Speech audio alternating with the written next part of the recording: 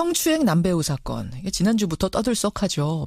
여배우는 영화 촬영 도중에 성추행을 당했다. 이렇게 주장을 하면서 이 남배우 측을 고소했고요. 남배우는 감독과 합의된 연기만 했다라고 주장을 하면서 1심은 무죄가 났습니다. 성추행 무죄. 하지만 2심은 성추행 유죄가 났습니다. 이제 대법원의 결정을 기다리고 있는 건데 어제 여배우 측의 공동대책위원회가 처음으로 기자회견을 열었습니다. 여배우의 모습은 드러나지 않았지만 사실은 이제 뭐 계속해서 여배우 측하고 아주 긴밀하게 의견을 주고받아온 분이기 때문에 누구보다 여배우의 입장을 잘 아는 분 오늘 저희가 연결을 해보려고 합니다. 한국여성민우회 여성연예인인권지원센터 정슬아 사무국장 만나보죠. 정 사무국장님 안녕하세요. 네, 안녕하세요. 실은 이제 여배우분이 직접 나와서 발언을 할 거다 이런 전망들도 있었는데 왜냐하면 남성 배우 측에서는 이미 이제 실명 인터뷰를 했기 때문에 근데 결국은 안 나오는 쪽을 선택하셨네요.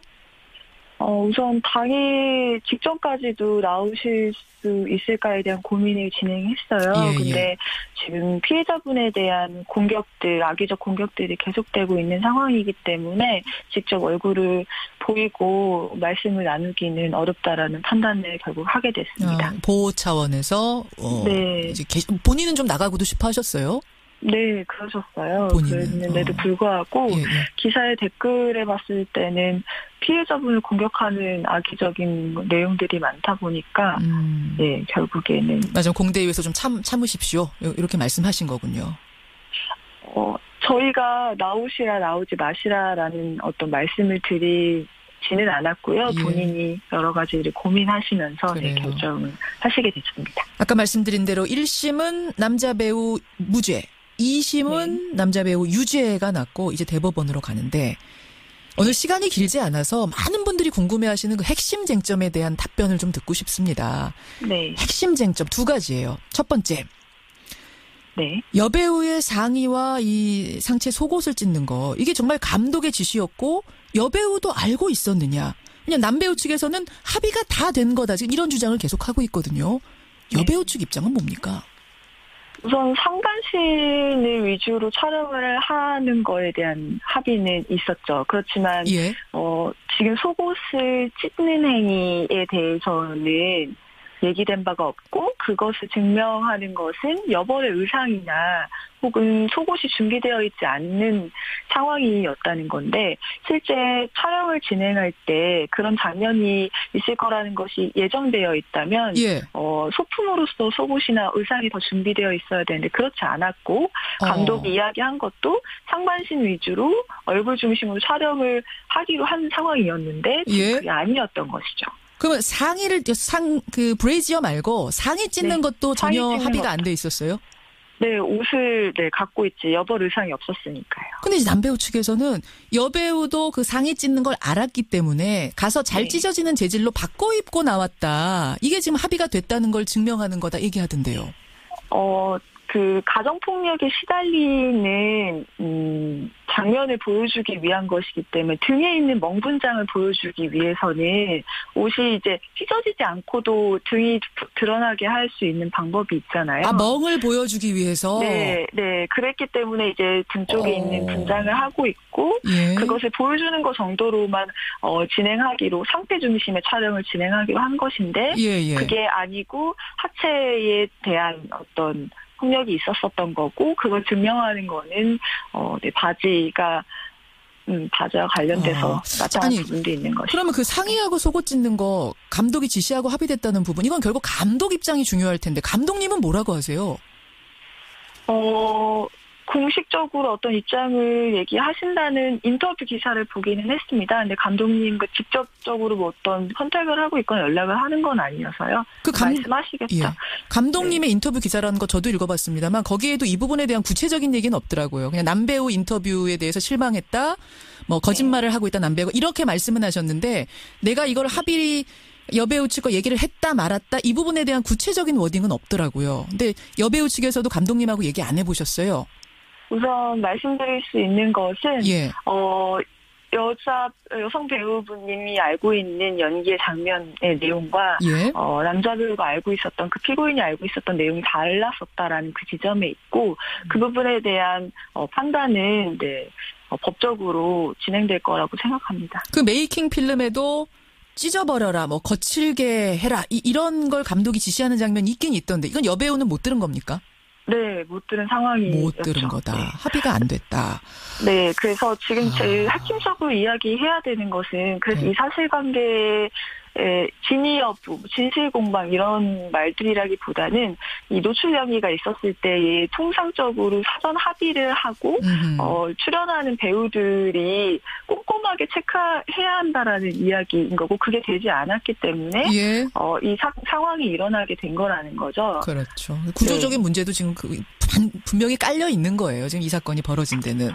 네, 그 실제 뭐 연기나 연출 뭐 이런 관행적으로 용인되어 왔었던 분위기가 있었었고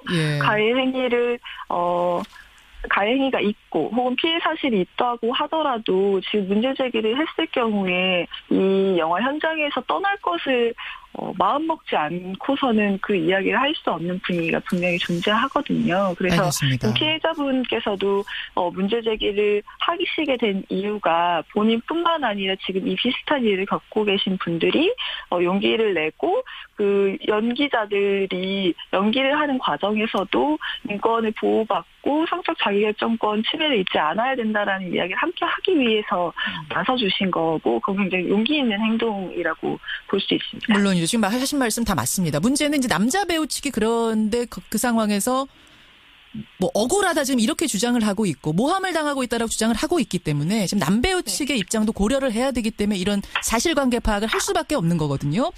두 번째 핵심 쟁점, 사실관계의 핵심 쟁점은 뭐냐면 콘티에조차 없는 부분, 즉 하의 속으로 손을 넣어서 추행을 했느냐 안 했느냐.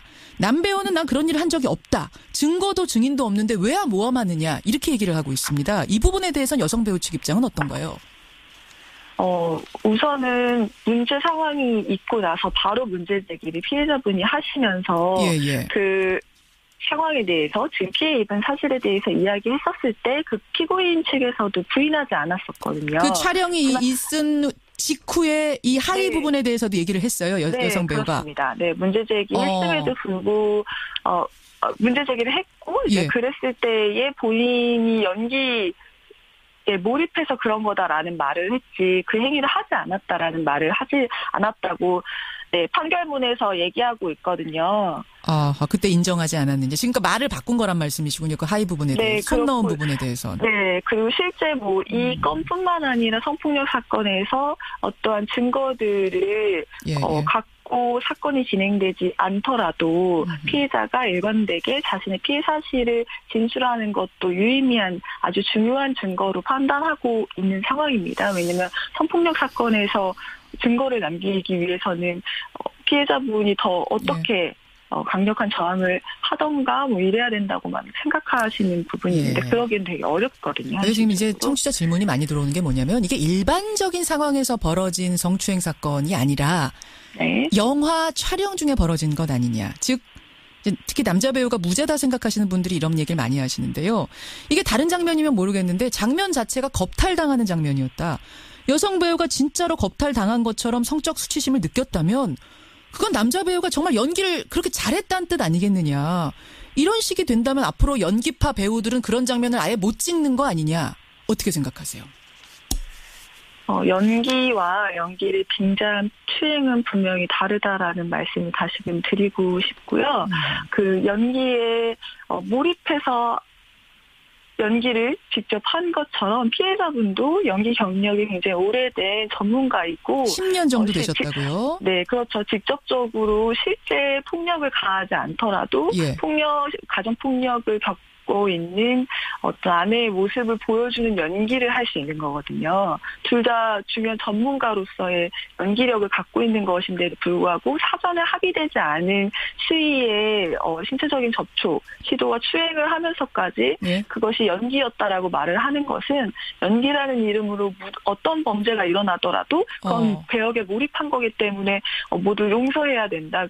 그거는 연기력을 아주 돋보이게 한 거다라고 하는 말과 다르지 않는데 그거는 예술, 연기라는 이름으로 범죄를 용인하자라는 것과 무엇이 다르다는 예술이라는 이름으로 범죄를 용인하는 선까지 가선 안 되는데 지금 이건 합의를 넘어선 즉 범죄 수준까지 간 거다. 그걸 구분 못할 배우가 아니다. 여배우가 그 말씀이세요. 그렇죠. 네. 실제 배우들이 갖춰야 되는 어떤 소양이 어떤 범죄, 어떤 폭력을 당하더라도 침묵해야 되는 거는 아니지 않습니까? 그러니까 연기라는 것은 연기와 촬영 과정이라는 것은 배우라는 직업을 가진 일을 하는 공간이기 때문에 거기서 침해당하지 않아야 되는 부분이 있는 것이고 그 폭력의 문제를 다 같이 해결해 보자라는 것이죠. 알겠습니다. 국장님, 지금 시간이 별로 없는데 제가 여배우를 인터뷰를 직접 할 수 없기 때문에 지금 여배우의 심리 상태랄까 심경이 어떤지 짧게 좀 이걸 들어야 될 것 같아요. 많은 분들이 궁금해하셔요. 우선은 본인을 직접 나와서 하실 수 없는 상황, 지금 이 분위기에 대해서 많이 속상해하고 계시는 상황입니다. 왜냐하면 본인이 피해자임에도 불구하고 그것은 피해에 공감하고 피해가 어떤 피해가 있었는지를 이야기하기보단 가해는 일어나지 않았을 것이다라고 먼저 생각하는 어떤 분위기가 있기 때문인데요. 심리적으로 많이 위축돼 있으세요. 네, 그렇지만 그럼에도 불구하고 본인이 연기를 포기하거나 뭔가 생활적으로 유지를 못하기보다는 계속 목소리를 내고 함께 영화계의 성폭력 문제, 연기자로서 침해받지 않아야 되는 인권의 문제에 대해서 같이 이야기하시고 싸워나가시고자 마음을 다지고 계시는 상황입니다. 알겠습니다. 그 남배우 측 인터뷰도 지금 해달라는 주문 많이 들어오는데요. 저희가 그쪽에도 요청을 해놨습니다만 나서겠다는 입장을 아직 듣지 못해서 지면 인터뷰를 지금 하나 한 것으로 남자 배우 측은 입장을 제가 대신 전했습니다. 자, 정슬아 사무국장님 고맙습니다. 네, 감사합니다. 한국여성민우회 여성연예인 인권지원센터 정슬아 사무국장이었습니다.